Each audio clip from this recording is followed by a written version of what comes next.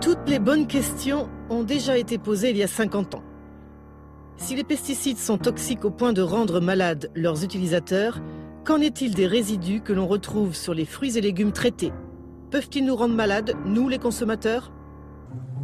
Le système en vigueur a été élaboré à la fin des années 1950 sous la houlette de l'OMS en collaboration avec la FAO, l'Organisation des Nations Unies pour l'alimentation et l'agriculture.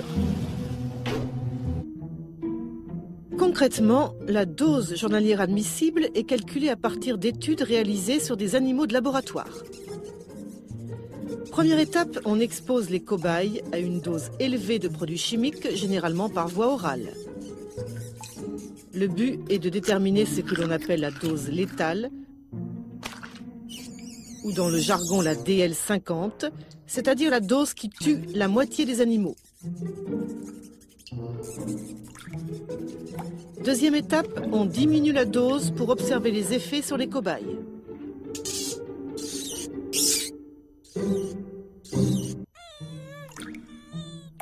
On répète l'expérience jusqu'à obtenir une dose qui apparemment ne provoque aucun effet sur les animaux. C'est ce que l'on appelle la NOAEL, c'est-à-dire la dose sans effet toxique observé. Puis, pour calculer la DJA, qui servira de référence pour les humains, on applique un facteur de sécurité en divisant la NOAEL par 100. Finalement, la DJA est une valeur exprimée en milligrammes de produit par kilo de poids corporel. Prenons l'exemple d'un pesticide qui a une DJA de 0,2 mg. Si le consommateur pèse 60 kg, il est donc censé pouvoir ingérer 60 fois 0,2 mg, donc 12 mg de pesticides par jour et pendant toute sa vie, sans que sa santé en soit affectée. C'était exactement la question que je me posais. À quoi sert la DJA si on ne tient pas compte du niveau de résidus de pesticides que l'on trouve sur les fruits et légumes traités? Pour cela, les experts ont inventé un second outil indissociable de la DJA, les limites maximales de résidus dans le jargon LMR. Fort complexe en effet. Prenons l'exemple d'un insecticide qui a une dose journalière admissible de 0,01 mg par kilo de poids corporel.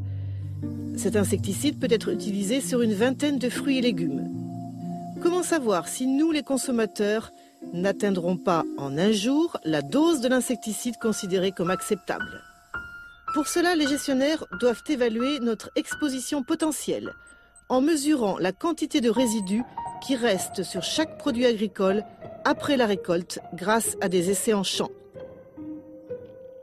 Et puis, il faut des études de consommation pour déterminer quels fruits et légumes et en quelle quantité nous mangeons quotidiennement en tenant compte des habitudes alimentaires qui varient d'un pays ou d'un continent à l'autre. Le résultat des milliers de chiffres permettant d'établir les limites maximales de résidus autorisés aliment par aliment.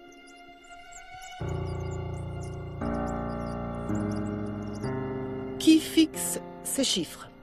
Un organisme des Nations Unies qui répond au nom barbare de Codex Alimentarius. Chargé d'élaborer les normes alimentaires au niveau international, il est conseillé par 2 comités qui dépendent de l'OMS et de la FAO. Le comité mixte des experts sur les additifs alimentaires appelé GECFA et le comité mixte sur les résidus de pesticides ou JMPR.